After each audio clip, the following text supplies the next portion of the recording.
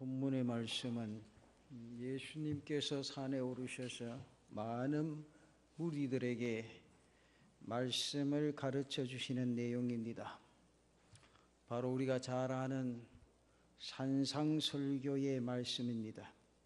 이 산상설교는 단지 기독교의 이상적인 덕목을 말씀하신 것이 아니라 예수 믿는 사람들이 그리스도인들이 살아가야 할 생활 강령을 가르쳐주는 그런 내용이라는 사실을 여러분들 기억을 하셔야 됩니다.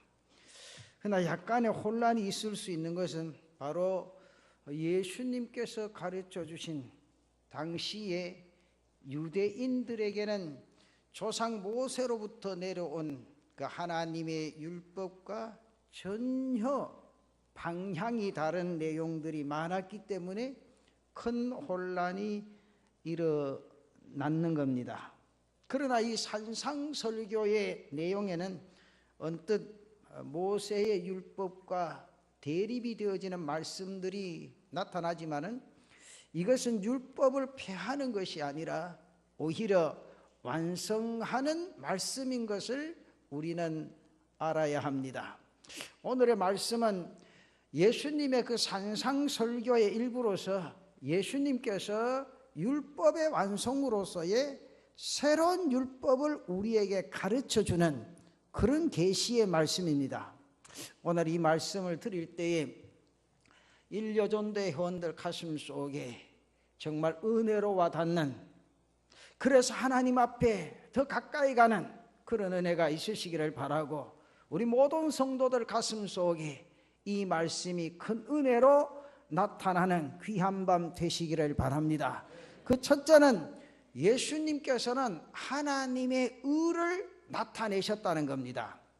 어느 종교이든지 간에 자선 행위를 큰 덕목으로 생각하고 알고 있기 때문에 동서양을 막론하고 모든 종교는 선행하는 일을 적극 권장을 합니다.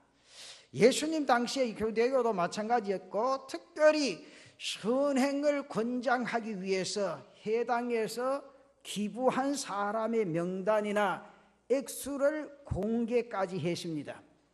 심지어 길거리에서 나팔을 불면서 기부금을 모아서 어려운 사람들을 도와주는 그런 일을 행하기도 했습니다. 그러나 선행을 권장하기 위해서 만든 여러 가지 제도가 오히려 역효과를 가져왔다는 거죠. 다시 말씀드리면 남의 시선을 의식하면서 선행을 베풀기 시작하게 된 겁니다. 어려운 이웃을 돕고자 하는 선한 마음이 다른 사람에게 잘 보이고자 하는 교만한 마음으로 변질이 되어져 버렸다, 그 말이죠. 이래서 예수님께서도 이러한 변질된 자기 과시적인 자선 행위를 혹독하게 비판을 하십니다. 다른 사람의 이목을 얻기 위해서, 남의 이목을 얻기 위해서 선을 행하는 사람들에게 하나님을 강조하면서 그들의 자선이 은밀하게 이루어져야 될 것을 거듭거듭 말씀을 하십니다. 하나님께서 큰 그림을 생각해 볼 때 하나님께서는 죄로 인해 죽을 인간을 구원하시고자 독생자 예수 그리스도를 보내시는데 큰 선을 행하셨는데 결코 크게 나팔을 불지 아니하셨다는 거죠. 오히려 인류를 구원해 위해서 하나님께서 보내신 독생자는 초라한 베들레헴의 마구간으로 오셨습니다. 부모 요셉과 마리아는 보잘것없는 평범한 사람들이었습니다. 하나님의 아들 예수 그리스도의 성육신을 축하하러 온 모든 사람들은 천한 목자들, 저 이방의 동방박사뿐이었습니다. 인류를 위한 최고의 선한 일이 세상의 주목을 전혀 받지 못한 채 은밀하게 이루어졌다는 겁니다. 그뿐만 아니라 예수님께서는 이 땅에 사시면서 하나님의 아들이라는 그 귀한 신분을 포기하시고 자신을 비워서 종의 모습으로 사시다가 십자가에 죽으셨다는 거지. 그래서 예수님께서 공생의 기간 동안 자기가 하나님의 아들이라는 사실을 드러내시거나 과시하신 적이 없이 오직 가난하고 병들고 소외된 사람들을 섬기고 헌신을 다했다는 겁니다. 빌립보서를 통해서 사도 바울은 예수님의 모습을 어떻게 표현합니까? 빌립보서 2장 6절이야 8절까지 보면 이런 말씀이 있습니다. 그는 근본 하나님의 본체시나 하나님과 동등됨을 취할 것으로 여기지 아니하시고 오히려 자기를 비워 종의 형체를 가지사 사람들과 같이 되셨고 사람의 모양으로 나타나서 자기를 낮추시고 죽기까지 복종하셨으니 그 십자가에 죽으심이라 분명히 말씀합니다. 오늘 나 자신의 구세주이신 우리의 주님이신 예수님은 결코 자신을 드러내시는 그러한 분이 아니셨다는 거죠. 자기 이름을 내는 것을 좋아하는 이 시대에 우리 성도들은 그리스도인들이 배워야 할 첫째 덕목이 겸손이라는 사실이죠. 이것이 성경적인 자세라는 겁니다. 여러분 아실지 모르겠습니다. 톰 아저씨의 오두막이라는 유명한 책을 쓴 여류 작가 스토우 부인이라는 이 사람이 어느 날 링컨 대통령과 만나게 됩니다. 링컨은 스토우 부인을 반갑게 맞이합니다. 그 부인을 만났을 때 링컨 대통령이 그렇게 말하죠. 부인을 만나서 나는 너무너무 행복하고 반갑습니다. 나는 부인이 톰 아저씨 오두막을 읽고 나서 이 책을 쓴 저자는 대단한 장군과 같을 것이라고 짐작했는데 이렇게 만나고 보니 당신은 아주 연약한 분이시니 어쩌면 그렇게도 훌륭한 연약한 몸을 가지고 쓰셨습니까? 그런데 스토우 부인은 이렇게 대답을 합니다. 대통령님 천만의 말씀입니다. 그것은 제가 칭찬을 받을 아닙니다. 오직 주님께만 영광을 돌릴 뿐입니다. 오히려 각하께서 하신 일이 놀랍습니다. 남북정쟁을 승리로 이끄시고 오늘 이와 같이 평화로운 나라를 만드시지 아니했습니까? 각하야말로 영원히 빛날 것입니다. 이 말을 들은 링컨 대통령이 역시 겸손한 어조로 이렇게 말합니다. 그 무슨 말씀입니까? 나는 단지 하나님의 종일 뿐입니다. 내 자신에게는 아무런 힘도 없습니다. 아무런 능력도 없습니다. 영광을 오직 하나님께만 돌립니다. 흑인 노예 해방은 스토우 부인의 책을 읽은 사람들의 정신이 그때부터 깨어나기 시작했죠. 거기에 링컨의 정치적인 결단이 함께 만나서 이루어진 그런 결과입니다. 그러나 이 두 사람은 모두 다가 하나님께만 영광을 돌렸습니다. 우리도 자기를 낮추고 하나님의 영광만을 드러낼 줄 아는 그런 성도들이 되시기를 축원합니다. 우리는 예수 믿는 사람들이 너무 자신의 것을 드러내려고 해요. 목사가 목회해 보면요, 진짜 이게 예수 믿는 게 맞느냐 아니냐 의지러울 때가 있어요. 내가 이렇게 했는데 왜 목사님이 알아주지 아니하느냐 그러지. 내가 이렇게 했는데 왜 목사님이 전화 한 통화 없느냐 그 말이죠.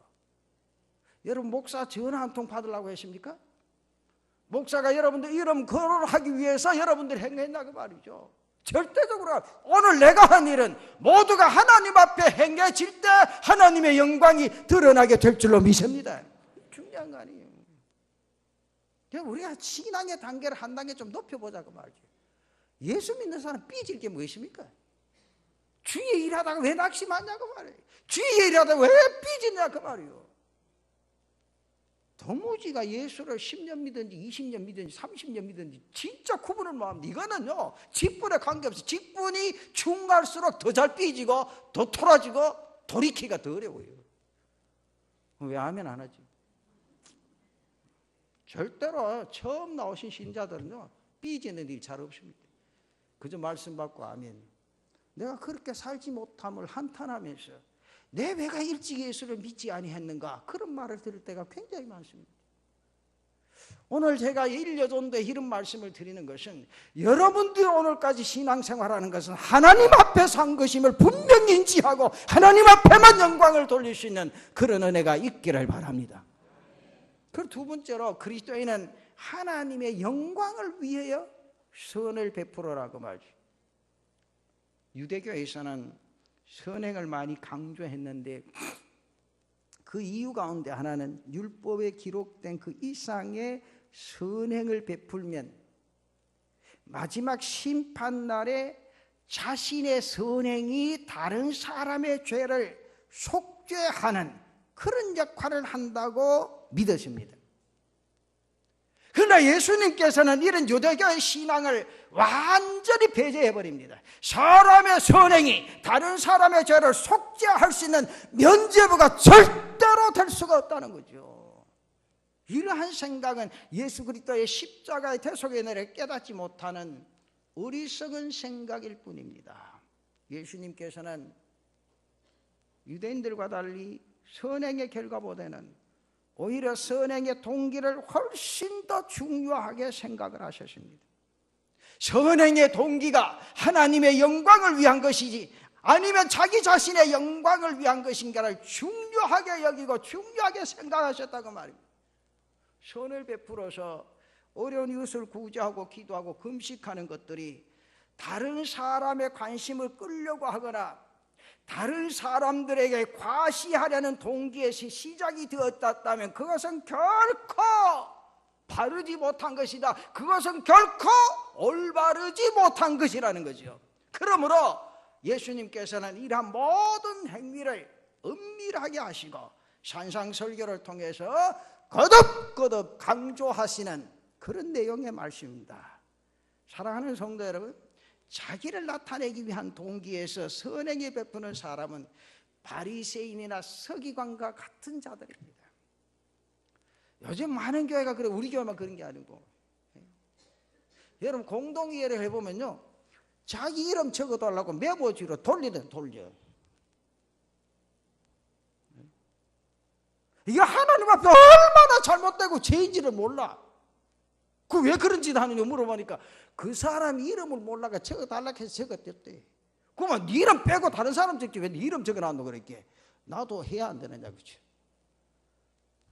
그렇게 자신 있는 사람 대놓고는 말이죠. 하나님의 일을 바로 하지 못할 때 그게 무슨 하나님 앞에 덕이 되어지고 하나님께 영광이 되어지고 그게 무슨 주의 종으로서의 맡겨진 사명을 감당하는 자들인가 그 말이죠. 우리는 절대로 이런 행위가 내 자신의 삶 속에서 일어나서는 되지 않는다 그 말이죠. 사랑하는 성도 여러분, 우리가 주 앞에 설 때 내게 맡겨진 그 직분에 합당한 자신의 삶의 역사가 나타난다. 그 굉장히 중요해. 그러면 두려울 수밖에 없죠. 오히려 내가 그 직분을 감당하지 아니했다, 받지 아니했다면 하나님 앞에 더 귀하게 설 수 있는 자리이지만 하나 그 직분 때문에 하나님의 영광을 가리운다면 우리 자신들 스스로가 다시 한번 생각해 봐야 되지 않겠느냐 그 말이죠. 자기를 나타내기 위한 동기에서 선행에 베푸는 사람은 바리새인들이와 서기관과 똑같은 사람들입니다. 사람에게 보이려고 하는 선행의 동기는 결코 자기의 영광을 구하려는 교만한 마음에서 비롯된 것이라 그 말이죠. 바리새인이나 서기관들은 선한 일들 참 많이 했습니다. 그들이 좋은 일을 한 것을 부인할 수 없습니다. 그러나 그들은 자기 자신들을 나타내 보이려는 동기에서 선행을 베풀게 된 것 아니라는 거죠. 이러한 선행은 결코 하나님이 기뻐하시지 아니하는 일이다. 예수님께서 그런 말씀합니다. 여러분 마태복음 5장 20절에 보십시오. 아주 단호하게 말씀이죠.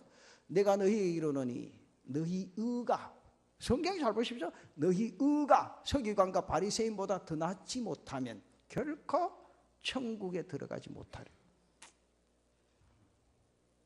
너희 의가 서기관과 바리새인보다 더 낫지 못하면 결코 천국에 들어가지 못하리라. 하나님 말씀 맞습니까? 맞습니까? 이 말씀을 잘 인지하십시오. 이 말씀에 나온 바리새인과 서기관보다 나은 의가 무엇입니까? 바로 그 동기가 순수한 선행을 말합니다. 오직 하나님께만 영광을 돌리는 선행을 말합니다. 선행은 결코 구원의 수단이 될 수는 없습니다. 또한 자기 과시를 위한 선행은 결코 진정한 의가 될 수도 없습니다. 선행은 하나님의 은혜로 예수 그리스도로 말미암아 구원받은 사람들이 오직 하나님께 영광을 돌리기 위해서 당연하게 해야 할 도리라는 사실을 분명히 인지하고 하나님 앞에 선한 그리스도인들로 삶을 살아가는 성도들 되시기를 바랍니다. 제가 고등학교 시절에 그때는 생활이 참 힘들고 어려웠죠. 학교에 가면 점심을 가져온 학생들이 반도 채 안 되는 그런 시대 아닙니까? 그런데 함께 그 고등부에서 신앙생활하는 한 권사님의 딸이 아침에 어머니가 집에서 도시락을 싸주면 그 집은 생활이 좀 괜찮았거든. 도시락을 싸주면 그 도시락을 가지고 그 동네, 우리가 사는 그 동네 병들어 계시는 어느 할머니 집에 갖다 주고 그냥 학교에 가요. 학교에서 마치고 돌아오면 그 할머니 집에 가서 도시락을 가지고 지붕으로 가요. 자기 집에서는 전혀 내 딸이 학교에 가서 점심을 먹고 공부하고 온 줄로 2년 동안 깜짝같이 우리 교인들도 아는 사람 없었고 동네도 아는 사람 없었고 그 2년이 지나자 이 친구가 이제 대학을 가는 그 순간에 이 할머니가 놀러온 그 동네 놀러온 자기 친구 할머니에게 이야기를 해서 그 소문이 퍼져나갔습니다. 이 할머니가 하는 말 딱 한마디가 아직도 부족한 종의 가슴을 에입니다. 뭔가 하니까 할머니 아무에게도 말하지 마십시오. 이것은 내가 예수 믿는 학생이기 때문에 할머니가 밥을 먹지 못하는 끼니를 먹지 못하는 그 순간에 내가 학교에 가서 이 도시락을 열고 밥 먹을 수 있는 마음이 안 생깁니다. 그러니까 이 도시락 드시고 몸이 건강하시면 예수 믿고 교회 나오십시오. 그러나 교회 안 나오셔도 예수는 믿을 수가 있습니다. 그러나 내가 그럴 수 있는 힘만 있다면 교회 나오십시오. 근데 이 친구가 대학에 들어가고 나서 이 할머니가 자기 옆집에 있는 할머니를 데리고 교회에 나오게 되었습니다. 정말 이 선행이야말로 참으로 훌륭한 선행이었습니다. 자기 이름을 내기 위해서가 아니라 오직 하나님의 영광을 위해 손을 베풀고 한 영혼을 뜨겁게 사랑하는 그리스도의 마음으로 그를 위해 자신이 할 수 있는 최고의 것을 해낼 수가 있었다는 것이죠. 우리 하나님은 우리의 선행의 동기가 순수할 때 그 선행을 인정해 주시고 하나님이 받아주시는 줄로 믿습니다. 그리고 세 번째는 성도는 하나님이 주시는 상급을 바라보고 사셔야 합니다. 여러분 얼마 전에 그 소치에서 동계 올림픽을 마쳤죠. 그 올림픽에 나가는 선수들은 단 한 가지 목표가 있습니다. 그게 뭡니까? 내가 올림픽에 나가서 뭘 따야 되겠다? 메달을 따야 되겠다. 그 메달 가운데도 무슨 메달? 금메달을 따야 되겠다. 이게 꿈이요. 이게 소원이요. 이 꿈을 이루기 위해서 선수들은 오랫동안 인고의 세월을 보냅니다. 여러분 선수촌에 들어가면 가족 만날 수 있는 줄 알아요? 아니, 못 만나요. 훈련 기간에는 가족도 만나지 못합니다. 군대 생활보다도 더 엄격하고 철저하게 선수들을 훈련시키는 게 선수촌이죠. 그러면서 유흥이나 쾌락을 즐길 여유조차 없습니다. 오직 금메달을 받기까지 정말 우리가 상상할 수 없는 그런 땀과 눈물을 흘려갑니다. 그래야 마지막 자기가 바라는 소원을 이룰 수 있습니다. 그 소원을 위해서 많은 사람들이 세계 젊은이들이 다 달려지지만 오직 금메달을 딸 수 있는 사람 한 사람밖에 없습니다. 모두가 그 소원을 이루는 게 아니죠. 여러분 우리 신앙생활을 한번 생각해 보십시오. 언젠가 심판날에 하나님이 주시는 그 상급을 바라보고 인내하며 신앙의 경주를 해야 합니다. 만일 신앙의 경주를 해가면서 우리가 베푼 선행을 가지고 다른 사람에게 칭찬을 받았다면 이미 나 자신은 상을 받아버렸다 그 말이죠. 아무런 가치가 없는 그런 모습이라는 거죠. 오늘 본문 1절과 2절에 예수님께서 뭐라고 말씀하십니까? 사람에게 보이려고 그들 앞에서 너희 의를 행하지 않도록 주의하라. 그리하지 아니하면 하늘에 계신 너희 아버지께 상을 받지 못하느니라. 그러므로 구제할 때 외식하는 자가 사람에게서 영광을 받으려고 회당과 거리에서 하는 것 같이 너희 앞에 나팔을 불지 말라. 진실로 너희에게 이르노니 그들은 자기 상을 이미 받았느니라. 우리가 다른 사람의 칭찬에 절대로 민감한 사람이 되어서는 안 됩니다. 남에게 칭찬받는 것을 좋아하는 사람은 후연에 남에게 칭찬을 들었을 때 당연한 것처럼 여기고 즐기기까지 하는 교만한 사람이 되어져 버립니다. 그래서 전도사 기자가 말하기를 전도서 11장 1절에 뭐라고 말합니까? 너는 내 떡을 물 위에 던져라. 여러 날 후에 도로 찾으리라. 남을 도왔던 일은 물 위에 던져버리라. 깨끗하게 잊어버리라 그 말이죠. 깨끗하게. 그 상급을 하나님으로부터 받을 생각을 해야지 사람의 칭찬을 기대하지 말라는 이야기입니다. 만일 남의 칭찬을 기대하고 선을 행한다면 그런 사람은 이미 자기 상을 받은 셈이 되어져 버린다. 분명히 말합니다. 더 이상 하나님의 상급을 기대하지 말라 그 말이죠. 우리 성도들은 이러한 삶에 사시기를 바랍니다. 저는 그래요. 교회 일 죽도록 해놓고 하루아침에 다 쏟아버리는 그런 교인들이 얼마나 많은지 몰라요.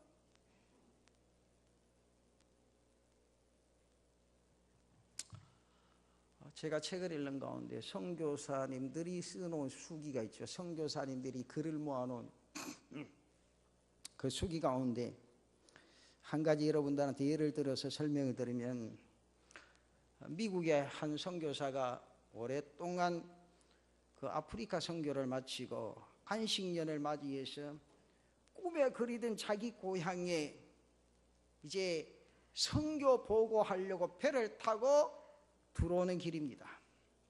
항구에 다다를 때 수없이 많은 인파가 몰려있고 여기저기 미국 깃발이 휘날리면서 군악대가 멋진 치조악으로 연주를 하고 있습니다. 이 선교사 가슴이 뭉클했죠. 야, 내가 선교한 보람이 있구나. 나를 위해서 수많은 사람들이 와서 태극기를 흔들고 이렇게 악기를 가지고 이 연주를 하니까 얼마나 감사한지 깜짝 놀랐습니다.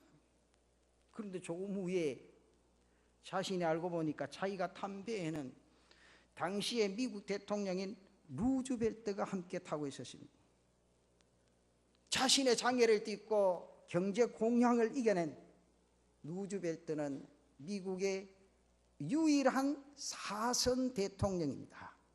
그의 인기가 하늘을 찌르듯이 높았습니다. 모든 인파가 그 배에서 사람들 내려오는데 루즈벨트 이름을 연호하면서 그를 환영했습니다.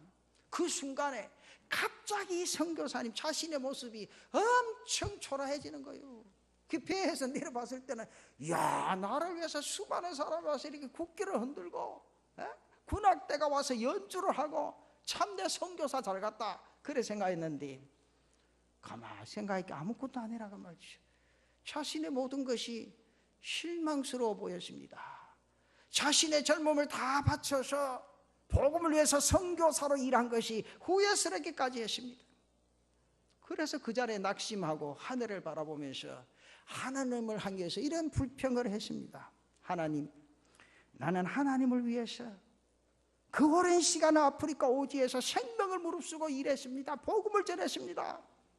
그런데 루즈벨트를 위해 마중 나온 인파는 저렇게 많은데 나를 위해 마중 나온 사람 단 한 사람도 없습니다. 낙심해 있는 그 선교사의 마음에 잠시 하나님이 그의 가슴을 찌르는데 이런 음성이 생각납니다. You are not home yet. 넌 아직 고향에 온 것이 아니라 너는 아직 고향에 오지 아니한 거야. 너의 진정한 본향인 하늘나라에 네가 돌아올 때 수없이 많은 천군 천사와 믿음의 선조들과 함께 내가 너를 환영할 것이노라. 그 선교사가 그 음성이 가슴을 치는데 그 자리에서 무릎을 꿇고 기도하고 세상 사람의 칭찬 때문에 하늘의 상급을 받지 못한 자신의 모습을 후회하면서 하나님 앞에 두 손 들고 회개했다는 거 아니에요. 저는 이 내용을 읽으면서 그렇다, 오늘 내 모습이 선교사의 모습이 아닌가. 주의 일한다고 하면서 다른 사람의 칭송을 듣기 위해서 자신이 모든 사람들 앞에 설 때가 얼마나 많냐고 봐요. 오늘 우리는 하늘나라 본향에 갈 때 천군 천사들이 환영하고 그 하나님이 나를 인도해 주시는 그 은혜가 있다는 사실 생각하면 어떤 일들이라도 이겨내고 감격 속에 젖어들 수 있는 그런 삶이 되지 않겠느냐 그 말입니다. 오늘 헌신하는 일여전도 회원 여러분, 그 나라를 바라보고 그 감격 속에 젖어드는 은혜가 있기를 바랍니다. 우리 재단의 모든 성도들이 그 나라를 바라보고 이 땅의 삶에 하나님의 영광을 위하여 힘차게 달려가는 성도들 되시기를 축원합니다. 우리의 헌신은 하늘의 상급을 바라보는 그런 헌신이 되어져야 합니다. 만일 하나님 앞에 섰을 때 너는 이미 상급을 받았노라, 그런 선거를 듣지 않도록 오직 하나님의 영광만을 위해서 헌신하고 영광스러운 하늘나라에서 상급을 받을 수 있는 여전도 회원들과 성도들 되시기를 바랍니다. 사랑하는 성도 여러분, 자기를 비워 종의 형체를 가지고 이 땅에 오신 예수 그리스도를 본받을 수 있는 은혜가 있기를 바랍니다. 정말 예수님의 마음을 품고 겸손한 모습으로 은밀한 가운데 선을 행하며 그리스도의 사랑을 나타낼 수 있는 사랑하는 성도들 되시기를 바랍니다. 세상의 칭찬에 귀 기울이는 간사한 사람이 되지 말고 오직 하늘의 상급을 바라보고 하나님의 영광만을 구할 줄 아는 오직한 믿음의 사람들이 되시기를 바랍니다. 주님을 인하여 고난받는 자들의 상이 큰 것을 기억하고 그리스도의 남은 고난을 내 몸에 채워가는 순교자적인 삶을 살아가는 그런 은혜가 있으시기를 바랍니다. 정말 그 삶을 이 세상에서 이루어갈 때 하나님이 내 손잡아 들어 쓰시는 그 역사를 믿음의 눈으로 바라볼 때 우리는 감격에 젖어들 수밖에 없습니다. 사랑하는 성도 여러분, 이제 다른 사람 의식하지 말고 자신 스스로가 이 교회를 위해서 무엇을 해야 될 것인가를 생각하고 하나님 앞에 충성스러운 종들이 되시기를 바랍니다. 저는 일여전도 회원들에게 꼭 부탁하고 싶은 말이 있습니다. 처음 신앙을 잊지 마시기 바랍니다. 여러분들이 처음 이 재단 오셔서 엎드려서 기도하고 정말 기도의 종으로서 내 한평생을 하나님 앞에 드리겠노라 다짐한 그 모습이 주님 앞에 설 때까지 변함없는 은혜가 있으시기를 바랍니다.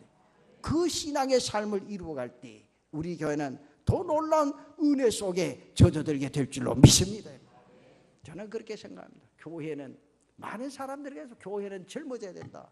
물론 젊어져야 되죠. 그러나 젊는 게 중요한 게 아니고 연세 드신 분들의 끊임없는 무릎 꿇고 기도하는 그 삶의 역사를 통해서 교회는 변화되어지고 하나님의 은혜와 축복 속에 젖어들게 될 줄로 믿습니다. 여러분 생각해보세요. 젊으신 분들 새벽기도 나오시면 몇 분 되나요? 그렇잖아요, 여러분. 오늘 이 믿음이 낮에도 말씀을 드렸지만 이 신앙의 계승을 해나가는데 얼마나 중요한지 몰라요, 여러분. 다른 교회는 어떻든지 몰라도 저는 그렇게 생각합니다. 우리 교회가 젊은이들이 찬양하고 젊은이들이 기도하고 젊은이들이 주의 복음을 위해서 뜨겁게 나가는 그 삶의 역사를 여러분의 그 신앙의 삶을 가슴속에 이어받고 이 교회를 지켜나가는 그런 역사가 있기를 바랍니다. 이게 대를 잇는 복음의 역사가 아니겠냐 그 말이죠. 순식간에 변화되는 거 아니에요. 여기 앉아 계신 여러분들, 여기 앉아 계신 오늘 헌신하는 일여전도의 어머니들의 할머니들의 기도가 있었기에 우리는 이 자리에 앉아 있을 수 있다는 이 사실은 무시 못하는 현실이라는 거죠. 그리고 이 대를 여러분들이 이어가고 여러분들의 후손들이 이 기도의 역사를 이뤄가는 그런 은혜가 있기를 바랍니다. 오늘 우리의 삶 가운데 오직 하나님을 향한 뜨거운 열정, 하나님만 바라보는 그 믿음의 역사, 이것이 우리의 삶에 그렇게 중요하다고 말이죠. 그렇게 살면요 외로울 거 없어요, 여러분. 그렇잖아요? 뭘 외로워요, 우리가? 얼마나 좋아요. 저는 이 목회하면서 그런 경험 많이 했습니다. 보통 이런 환자들 가면 여러분 그렇잖아요.